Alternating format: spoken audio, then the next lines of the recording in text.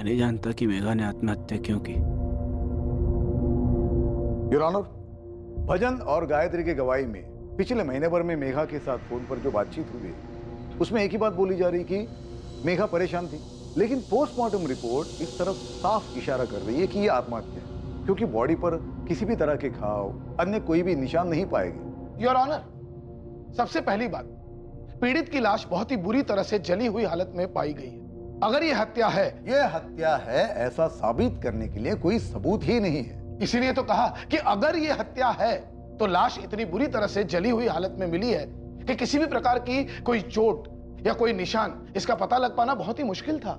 Your honour, इस पूरे मामले में दो बातें बहुत अहम है जो अभी तक साबित ही नहीं हुई है। पहली बात, आईपीसी सेक्शन 498A इस पूरे मामले में दहेज के मांगे जाने का कोई भी सबूत नहीं है। दूसरी बात, आत्महत्या के लिए उकसाने की। इन दोनों बातों को प्रूव करने के लिए कोई भी सबूत अभी तक पेश नहीं किया गया। ये कोई असामान्य बात नहीं। बहुत से दहेज के मामलों में सामाजिक दबाव में आकर औरतें चुप रह जाती हैं और केसेस रिपोर्ट नहीं किए जाते हैं। योर ऑनर, उस चुप रहने वाली महिला की जिंदगी में एक मजबूत माँ, एक देखभाल करने वाला पति भी था, लेकिन इन दोनों को भी उसने कुछ नहीं बताया था। ये नहीं बताया था कि उसकी सास, ससुर और ननंद दहेज के लिए उसे टॉर्चर कर रहे हैं। इसके पति ने अदालत में बताया कि वो अपनी पत्नी से कितना प्यार करता था, लेकिन उसके बावजूद उस पत्नी ने अपने पति को कुछ भी नहीं बताया था। योर ऑनर, अगर दहेज के लिए टॉर्चर नहीं किया गया है तो फिर उसने आत्महत्या क्यों की? यही तो सवाल है योर ऑनर।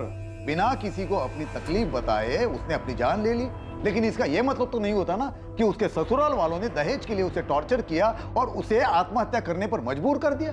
योर ऑनर, दहेज के मामलों में चुप्पी असामान्य नहीं है, लेकिन और एक बात है जो असामान्य नहीं है। ऐसी कई सारी बीमारियां हैं जिसके बारे में कोई किसी को कुछ भी बताना नहीं चाहता। इसमें कोई शक नहीं है कि उसने आत्महत्या ही की, लेकिन उसके उठाए गए इस कठोर कदम का असल कारण का पता ना होने की वजह से इसे दहेज का केस समझ लेना यह उचित नहीं होगा। योर ऑनर, मेघा गुलेरिया की आत्महत्या की सुनवाई पूरे 2 साल तक अदालत में चली और उस दौरान गुलेरिया परिवार टूटते हुए दिखा।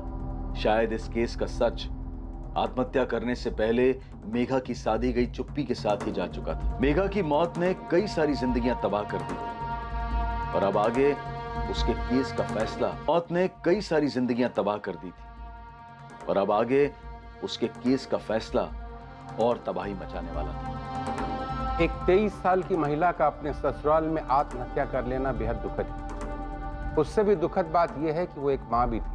उसे न जाने किस परिस्थिति ने यह कदम उठाने पर मजबूर किया, लेकिन इस बात के कोई पुख्ता सबूत नहीं है जो वास्तव में सुनिश्चित कर सके कि मेघा गुलेरिया ने दहेज की मांग के कारण ही आत्महत्या की। अदालत मेघा गुलेरिया की मौत में तीनों आरोपी रणछोड़ गुलेरिया, पार्वती गुलेरिया और कंचन गुलेरिया को सबूतों के अभाव के आधार पर बरी करती।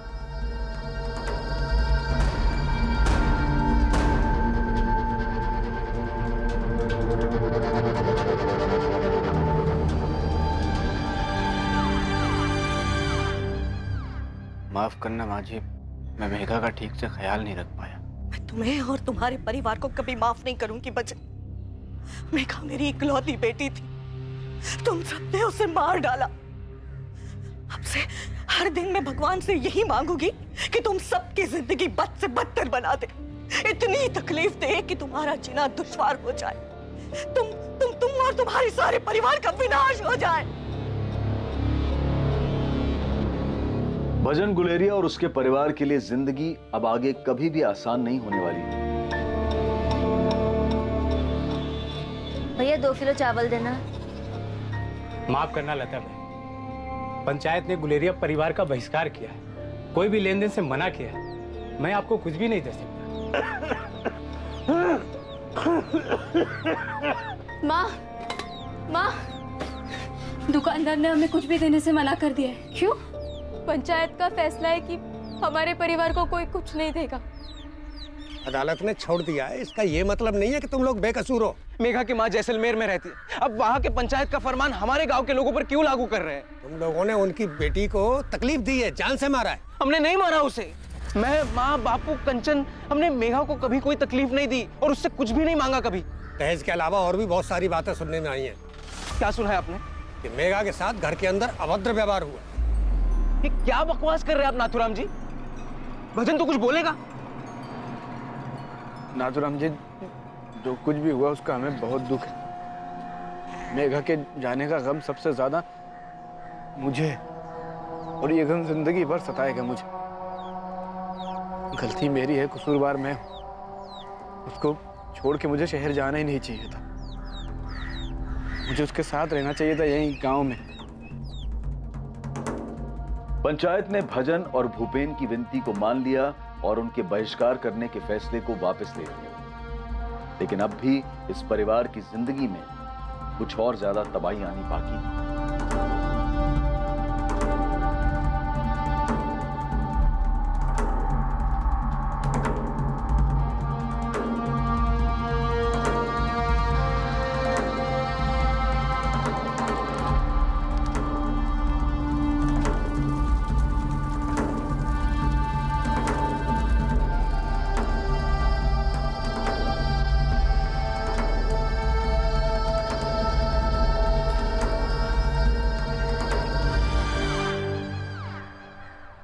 प्रदीप के घर वालों ने कंचन से रिश्ता तोड़ दिया है भजन। बोल रहे वो जेल जाकर आई है। वो नहीं चाहते कि कंचन उनके घर जाए। माँ से बोल देना। मैं नहीं बोल पाऊंगा।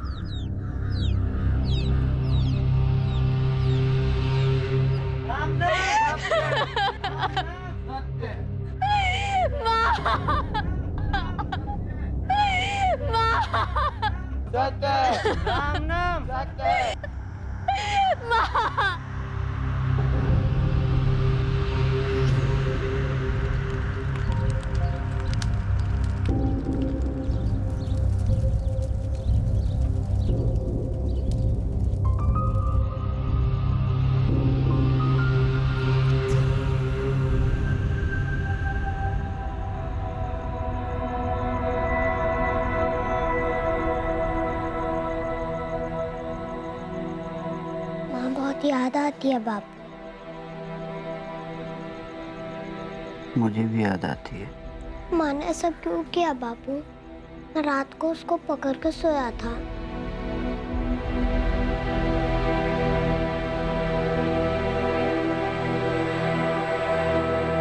उसने उस सच का सामना करने की ठानी जो उसके मुताबिक मेघा की आत्महत्या का कारण हो सकता है। मेघा की माँ ने मुझे श्राप दिया था। देख, बापू भी चला गया और माँ भी चली गई। माँ और बापू अंदर से टूट गए थे भजन। मेघा रोज मेरे सपने में आती है और मैं हर बार उससे पूछता हूँ कि उसने ऐसा क्यों किया। ये सब दहेज की वजह से हुआ था। मैं नहीं मानता। मैं 4 साल यहीं पे था सबके साथ। माँ, बापू या किसी ने कभी दहेज की कोई बात ही नहीं की। काश वो हमें बता के जाती कि वो ऐसा कुछ करने वाली, क्यों करने वाली। काश हम उसे रोक पाते।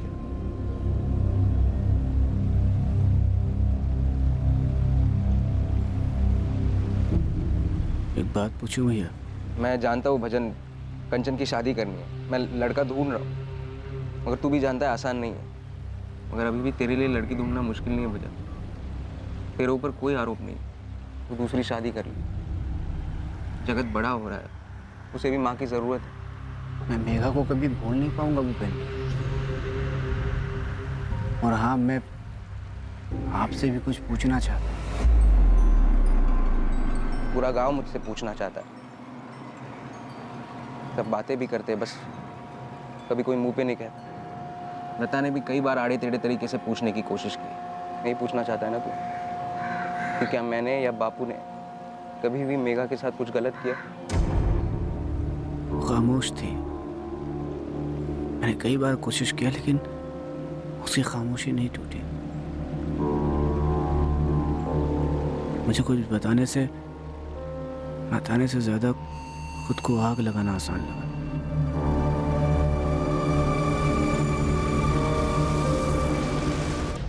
सोचकर भी रूह कांप जाती है। कितना दर्दनाक रहा होगा। मैंने या बापू ने मेघा के साथ कुछ गलत नहीं किया। हम जानते थे कि वो दुखी थी। कई बार उससे उसका हाल पूछने की भी कोशिश की थी हमने। जगत, दादा ये देखो, ये ड्राइंग मैंने बनाई है। कितना सुंदर है ना मेघा? मेघा, बेटा इधर देख रहा हूँ आजकल तू कुछ उदास से रहती है। नहीं बाबूजी, ऐसी कोई बात नहीं है। बेटे माँ के घर जाना चाहती तो जा, हो कुछ दिन वहीं रह लेना। नहीं बाबूजी, मैं ठीक हूँ। नहीं बेटा, ठीक तो नहीं है। जब भी तू खाना देने आती है मुरझाई सी रहती है। कहीं कंचन ने तो कुछ नहीं कहा या पार्वती ने कुछ कह दिया? नहीं बाबूजी। बापू ने मुझसे कहा था पता कर।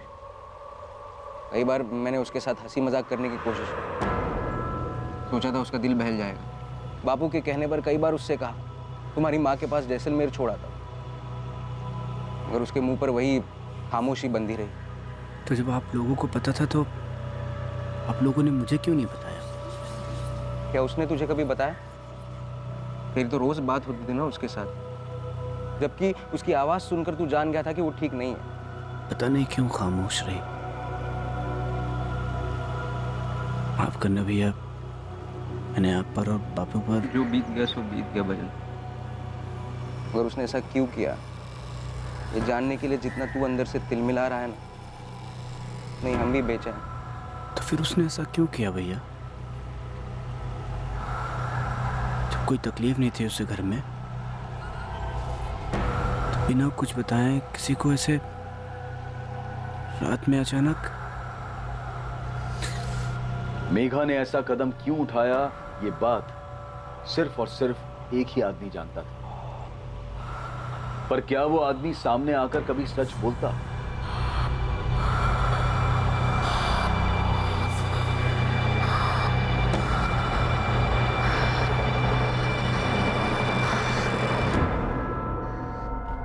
मुबारक हो कमल, लड़का हुआ है।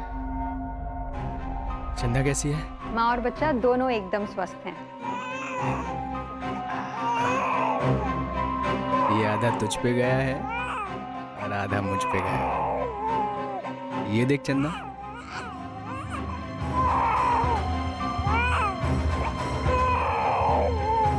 मुझे तो लगता है पूरा तुझ पे ही गया है कमल।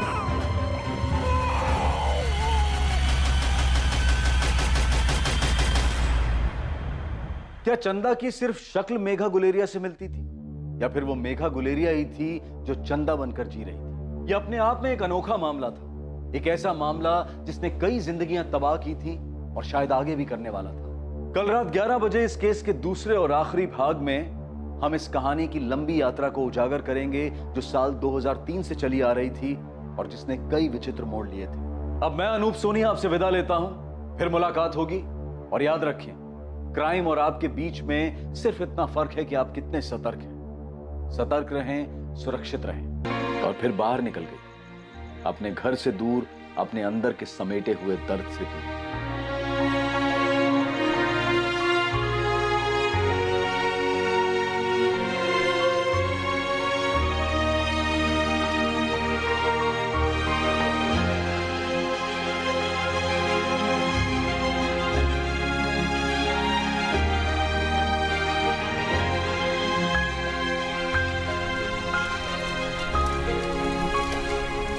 लेकिन उस रात उसका उठाया ये एक कदम आगे कई जिंदगियां तबाह करने वाला था। मेघा गुलेरिया ने ये कदम क्यों उठाया था? वो आखिर कैसी जिंदगी जी रही थी? उसके साथ ऐसा क्या हुआ था जिसकी वजह से उसने अपनी ही जान लेने के बारे में सोचा? क्या उस रात मेघा गुलेरिया ने आत्महत्या करने के अपने फैसले को अंजाम दे दिया था? इस रात से पहले दिन के उजाले में आखिर मेघा गुलेरिया के साथ ऐसा क्या हुआ था कि वो इस तरह का कठोर कदम उठाने जा रही थी? जगत, जगत रुक, दूध पी ले बेटा। क्या कर रहा है बेटा? बहुत सारा काम है, ऐसा मत कर। छोड़, ये सब छोड़। नहीं, पहले दूध पी ले, बहुत काम है। दूध पी ले, बहुत सारा काम है, पी ले बेटा। नहीं बेटा, मेघा, आई मासा। कितनी देर हो गई? ले, मैंने सब्जी काट दी है। ये सब काम तुझे करना चाहिए ना। जा जल्दी से खाना बना और भजन के बापू को खेत में दे आ।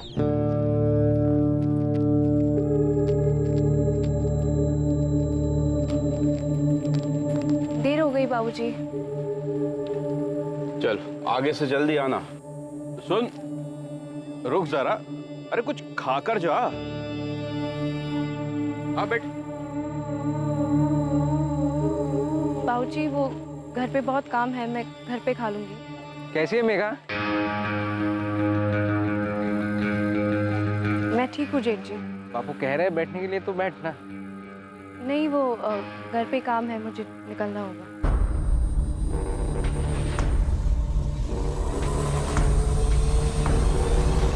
जगत पूछ रहा था बापू दिल्ली कब बुलाएंगे और कितना वक्त लगेगा। हम दोनों को यहाँ पे नहीं रहना है। बस थोड़े दिन रुक जा मेघा, 2 पैसे इकट्ठा कर लेने दे, उसके बाद मैं तुझे और जगत को बुला लूंगा अपने पास। तुझे तो पता है मैं खुद तेरे भाई और उसके पत्नी के साथ रहता हूँ। बहुत छोटा सा कमरा है। वहाँ अपना कमरा कब तक हो जाएगा? थोड़ा टाइम तो लगेगा, आसान नहीं है। यहाँ किराए पे कमरा लेने के लिए बहुत सारा पैसा जमा करना पड़ता है। हमारी बहुत याद आती है। मैं कौन सा सुकून से हूँ तुम दोनों के बिना यहाँ। मेरी तो आंखें तरस गई तुम दोनों को देखे हुए। तो ले चलो ना हमें यहाँ से। मेघा, कोई तकलीफ है वहाँ? हे मेघा, बोलना क्या हुआ? कुछ नहीं हुआ है, मैं ठीक हूँ। तेरी आवाज से लग रहा है तू कुछ छुपा रही है। मुझे तकलीफ है पर बता नहीं रही। नहीं, कोई परेशानी नहीं है।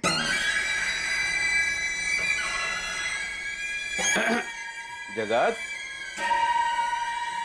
दादा ये देखो, ये ड्राइंग मैंने बनाई है। कितना सुंदर है ना मेघा?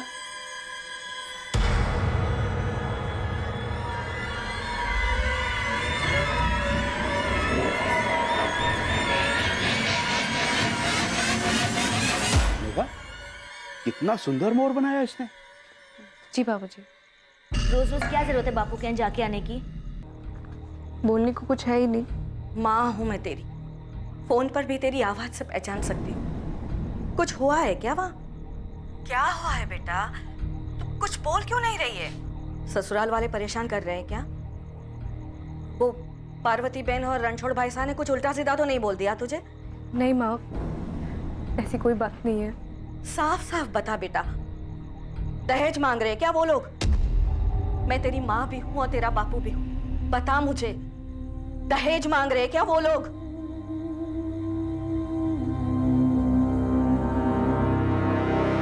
बहू मेघा को देखा क्या? नहीं रणछोड़ भाई साहब, हमने तो नहीं देखा। नहीं बापू, यहाँ तो नहीं आई। बापूजी वहीं कहीं होगी, यहाँ क्यों आएगी? सुबह उठे तो दरवाजा खुला हुआ था, सब जगह देखा, घर में, आंगन में, अगल बगल में, कहीं नहीं मिली। से किसे चली गई? तू मुझे क्या देख रही है? मुझे कैसे पता होगा वो कहाँ गई है? एक काम करते हैं, चल चलकर उसको ढूंढते हैं। बावली होगी काका, क्या हुआ रे? दिखी क्या मेघा? वो आपके खेत पर आग लगा ली खुद को। क्या कह रहा तू? मिट्टी का तेल डालकर पूरी तरह से चल गई वो।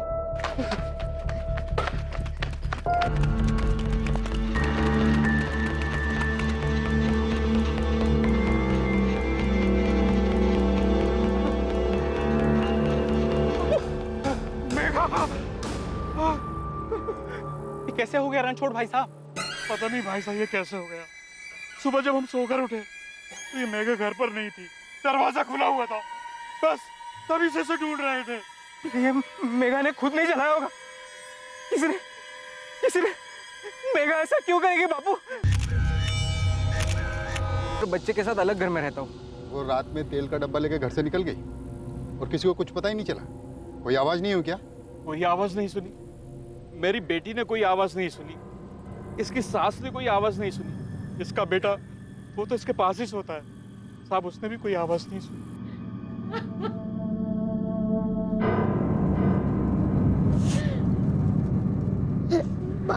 क्या हुआ बुआ? पता नहीं जगत, लेकिन सब ऐसा क्यों बोले कि माँ मर गई? समझ में नहीं आ रहा ऐसे क्या हुआ जो उसने आत्महत्या कर। कल रात को कोई झगड़ा हुआ था क्या? नहीं रे लता, ऐसे कुछ भी नहीं हुआ, और झगड़ा होता तो आवाज सुनाई दी थी। सोने से पहले भी कुछ भी नहीं बताया मेघा ने। ये आप क्या बोल रहे हैं भैया? ऐसा कैसे हो सकता है? मेघा आत्महत्या? मुझे भी कुछ समझ नहीं आ रहा भजन। तेरी तो रोज बात होती थी ना उसके साथ, तू फोन करता था उसे। उसने तुझे कुछ कहा था? आप क्या पूछ रहे हैं भैया, मुझे कुछ समझ में नहीं आ रहा है। यहाँ किसी को अंदाजा नहीं है भजन, मेघा ने अपने आप को आग क्यों लगाई है? अभी जैसलमेर में उसकी माँ तक बात पहुंचाई है।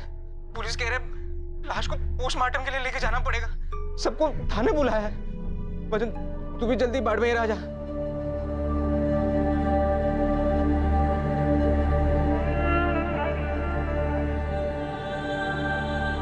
भैया मेरे जीजा जी को देखा क्या? हाँ भजन जी, जीजा जी आपसे कुछ कहा था क्या उसने? मेघा के परिवार के साथ उसका भाई गुंजन भी इस सवाल का जवाब ढूंढ रहा था कि आखिर मेघा ने आत्महत्या क्यों की। मेघा की खबर मिलते ही उसकी मां गायत्री चौहान तुरंत जैसलमेर से बाड़मेर के लिए निकली, जहां मेघा की लाश का पोस्टमार्टम किया जा रहा था। मेघा गुलेरिया ने आत्महत्या क्यों की थी, इस सवाल के साथ एक और अहम सवाल खड़ा हो गया था कि क्या मेघा ने वाकई आत्महत्या की थी? मेघा गुलेरिया ने आखिर आत्महत्या क्यों की थी? उसने एक कठोर कदम क्यों उठाया? या फिर यह एक हत्या थी जिसे किसी ने बखूबी आत्महत्या का रंग देने की कोशिश की थी?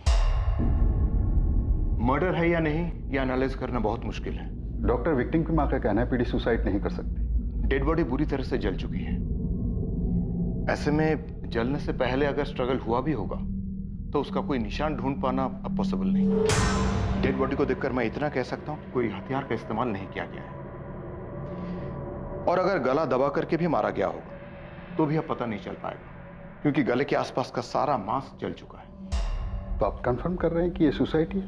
नहीं, कंफर्म नहीं कर रहा हूं, लेकिन डेड बॉडी को देखकर लगता है कि यह सुसाइड है। मेरी बेटी को मारा गया है, मेघा आत्महत्या नहीं कर सकती।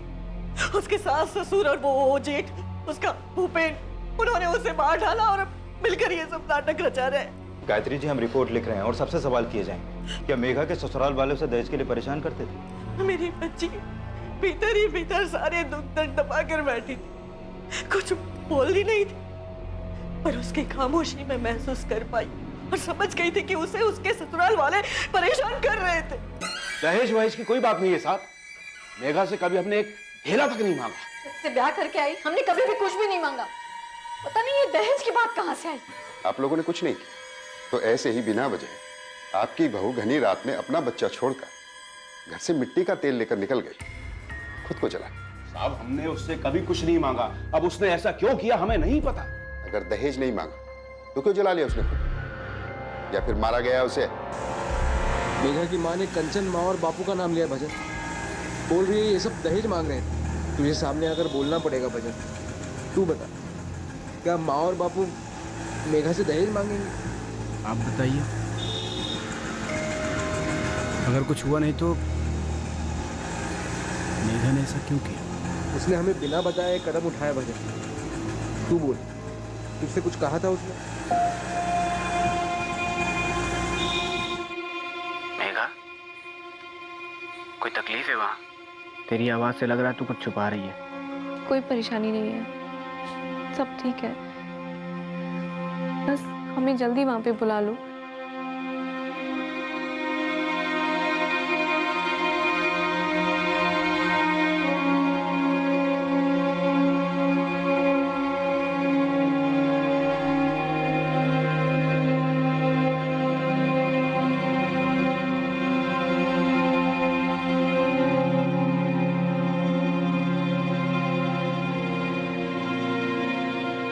हेलो मेघा, कमरा देख लिया किराए पर?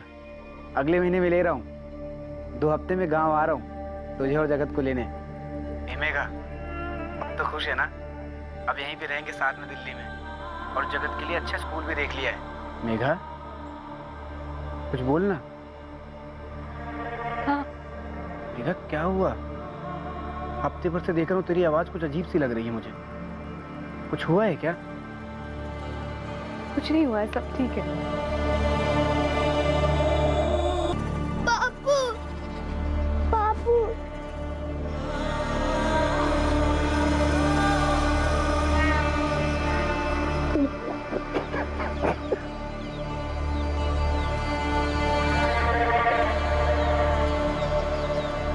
नाथुराम जी, हमने अपनी बहू से कभी कुछ नहीं मांगा, एक ढेला तक नहीं लिया उससे। अगर हमने उससे कुछ लिया होता तो आपको पता चलता। हाँ, ब्याह के पहले एक साइकिल उन्होंने जरूर दी थी, लेकिन अब मेघा की माँ हम पर दहेज उत्पीड़न का केस लगा रही है। नाथूराम जी, आप इंस्पेक्टर साहब को अच्छी तरह जानते हैं, आप ही समझाइए उन्हें, ये दहेज वाली बात बिल्कुल गलत है। छोरी मरी है उनकी, आत्महत्या की है उसने। अरे तो हमें थोड़ी पता कि उसने अपनी जान क्यों ली। क्यों ली, कैसे ली, इसका जवाब तो आप ही लोग देंगे ना।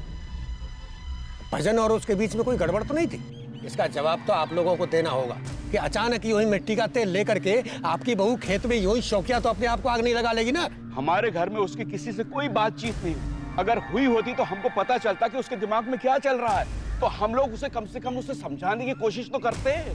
देखो भाई, हम पंचायत के मुखिया भले ही हों, पर ये दहेज के दबाव में आत्महत्या का मामला है, तो हम पुलिस पे जोर दे ही नहीं पाएंगे। और जब मेघा की माँ कह रही है कि आप लोगों ने दहेज मांगा है, तो किसी के परिवार के अंदर की बात में हम दखल कैसे दे सकते?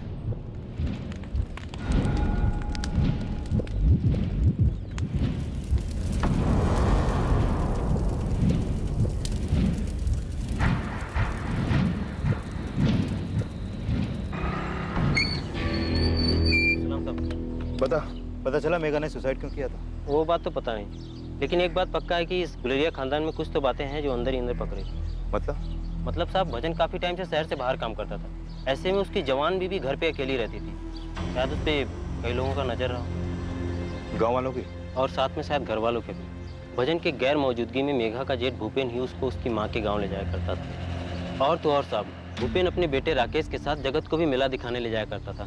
साथ में मेघा भी होती थी। देख सोनू, साफ साफ बता, तेरा इशारा किस तरफ है? घर के अंदर ही कुछ चल रहा था, ये भूपेन ने कुछ किया? साहब वही तो बात है, कोई भी साफ साफ कुछ नहीं जानता, यहाँ तक कि भजन को भी इसके बारे में कुछ नहीं पता। मैं तो कहता हूँ साहब, इन सब को उठा के धुलाई कीजिए, सब के सब सच बता देंगे। मेघा गुलेरिया के ससुर रणछोड़ गुलेरिया, सास पार्वती गुलेरिया और ननद कंचन गुलेरिया पर दहेज मांगने और उसे आत्महत्या करने के लिए उकसाने की धाराएं लगाई गई। आप अच्छी तरह जानते हो जीजा जी कि आपके परिवार वालों ने मेरी बहन को मजबूर किया कि वो खुद की जान ले ले। पिछले 1 महीने से मुझे लग रहा था कि कोई बात है जो जिसकी वजह से वो बहुत दुखी है, पर वो खुलकर बता नहीं पा रही है। बाप की मर्जी है जीजा जी, आपको अपने परिवार वालों का साथ देना तो आप दो, लेकिन हम चुप नहीं बैठेंगे। हम लोगों ने अपनी मेघा खोई है और उसके गुनाहगारों को हम छोड़ेंगे नहीं। लोगों ने हत्या की है दामाद जी, और उन हत्यारों का साथ दे रहे हैं। अपनी पत्नी, मेरी बेटी मेघा के साथ अन्याय कर रहे हैं आप। आत्महत्या क्यों की उसने, ये बताओ मुझे। फोन पे चुप्पी साध के बैठी थी, कुछ बता नहीं रही थी। ये सब कविताएं मत सुनाओ। मैं सच कह रहा हूं साहब, मुझे कुछ नहीं पता।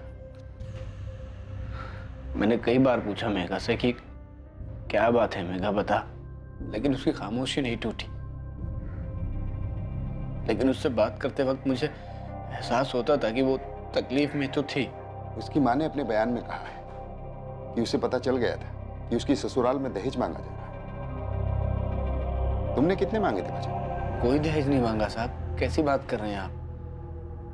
मैं तो मेघा से प्यार करता था, और बहुत प्यार। मैं उसे दिल्ली भी ले जाने वाला था, कमरा भी देख लिया था। मैंने उसको बोला था मैं 2 हफ्ते में आऊंगा उससे लेने, लेकिन देखो, 1 महीने से मेघा गुलेरिया अपने पति भजन गुलेरिया से फोन पे बात करते वक्त तकलीफ में थी। भजन गुलेरिया ने यह बयान दिया है, उसे सब पता था, लेकिन भजन गुलेरिया एक बार भी दिल्ली से वापस अपने गांव आकर अपनी पत्नी के आमने सामने बैठकर ये नहीं पूछता कि उसकी तकलीफ क्या है। मेघा के पति भजन को यह कभी समझ में नहीं आया कि आखिर उसकी पत्नी ने उसे अपनी तकलीफ के बारे में क्यों नहीं बताया। मेघा के ससुर, सास और उसकी ननद पर आत्महत्या के लिए उकसाने का आरोप लगा था, लेकिन वो शुरू से ही इस बात को मना करते आ रहे थे कि उन्होंने कभी भी मेघा से दहेज की मांग की। उनके बयान दर्ज किए गए जिसमें उन्होंने मेघा को आत्महत्या के लिए उकसाने के इल्जाम से साफ इनकार किया। वो इस अपराध को स्वीकार करने के लिए बिल्कुल भी राजी नहीं। मेघा किसी बात को लेकर परेशान थी, लेकिन किस बात को लेकर परेशान थी ये बता पाना मुश्किल है। मतलब दहेज के अलावा भी कुछ और था? अबे मैं कैसे बताऊं साहब। हाँ, लेकिन मैंने कई बार उसको रास्ते में देखा था, जब वो अपने ससुर के लिए खाना लेकर आती जाती थी। तब उसका चेहरा कुछ उखड़ा उखड़ा सा रहता। अच्छा, ये भजन का बड़ा भाई भूपेन, ये अपने परिवार से अलग क्यों रहता है? कहानी क्या है? ये उनके परिवार का निजी मामला है। आप नाथूराम जी से पूछिए ना। दोनों भाइयों में फैसला हुआ कि छोटा भाई शहर में कमा रहा है, इस वजह से बड़ा भाई भूपेन यहाँ खेती बाड़ी का पूरा काम देखेगा और खेती से होने वाली आमदनी का ज्यादा हिस्सा वो लेगा। और उसने अपना घर भी बनवाया और परिवार के साथ रहने उसमें चला गया। नाथूराम जी, क्या सच में ये मामला सिर्फ दहेज का है? अब केस तो इसी का बना है, तो हमें लगा यही होगा। आपको कुछ और लगता है क्या? केस तो यही बना है, पर सबसे पूछताछ करने के बाद एक बात खटक रही है। क्या दहेज के अलावा कोई और बात हो सकती है? क्योंकि मेघा ने ना तो अपने पति को कुछ बताया और ना ही अपनी माँ से कुछ साफ साफ कह रही थी। और दहेज की बात पर मेघा की माँ कह रही हैं कि उन्हें आवाज तब हुआ जब मेघा ने उन्हें फोन पर सिर्फ हाँ कहा। क्या चल रहा है वहाँ मेघा? सिर्फ दहेज की बात है क्या? हाँ। देख बेटा, तू चिंता मत कर, मैं कल ही पार्वती बहन से बात करती हूँ। नहीं माँ, ऐसा मत कर, मैं हाथ जोड़ती हूँ, मेरे ससुराल में कोई बात मत कर। क्यों ना करूँ? हमारी हैसियत वो जानते हैं। हमने साफ साफ बता दिया था कि हमारे पास क्या और जो दे सकते थे वो दिया भी था। अब 5 साल बाद ऐसे कैसे वो दहेज की मांग कर सकते? माँ तू रहने दे, बात और बिगड़ जाएगी। क्यों बिगड़ जाएगी? कुछ और बात है क्या? क्या हो रहा है वहाँ? कुछ बताएगी भी? कुछ नहीं है, कोई बात नहीं है, तू रहने दे, सब ठीक है। नाथूराम जी, आपके गांव के घर में एक बहू परेशान थी और पूरे गांव को इसकी खबर भी थी, लेकिन वक्त रहते किसी ने भी कोई शिकायत दर्ज नहीं की। मेघा ने की क्या? मेघा की माँ को पता था, उसने की क्या? साहब, हम बहुत दुखी हैं कि गांव में बहू के साथ ऐसा कुछ हुआ। भजन बहुत मेहनती है। ठीक है। अब विक्रम जी जी, आप भूपेन के साथ थोड़ी सख्ती कीजिए ना। क्यों? वो कुछ जानता है? इसीलिए तो कहा है सख्ती कीजिए। अलग रहता है लेकिन है तो एक ही परिवार का। आप सख्ती करेंगे तो शायद कुछ निकल के आ जाए। दहेज की मांग के अलावा क्या कोई और बात भी थी जिसकी वजह से मेघा गुलेरिया परेशान थी? और क्या ये बात कभी सामने आ पाएगी? क्या इस बात का ताल्लुक मेघा के जेठ भूपेंद्र गुलेरिया से था? माँ, भजन भैया ने भी हमारा साथ नहीं दिया। मेघा ने जैसे अपनी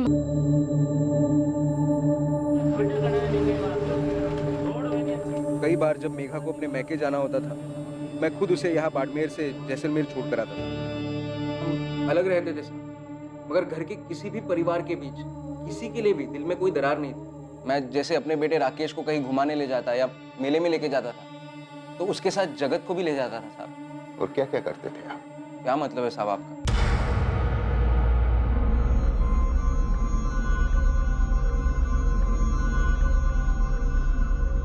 जो भी पूछना है साफ साफ पूछिए साहब। एक तो आप लोगों ने मेरी माँ, बापू और बहन कंचन को अपनी हिरासत में रखा है दहेज के आरोप में। आप ही सोचिए साहब, अगर उन्होंने मेघा से दहेज मांगा होता तो मेघा इतनी बार अपने मैके जाती थी, कभी उसने अपनी माँ से क्यों नहीं कहा? फोन पर इतना बात करती थी। खास उसके लिए भजन ने घर पे फोन का कनेक्शन लगाया था। फोन पर किसी को बताती, मगर नहीं बताया।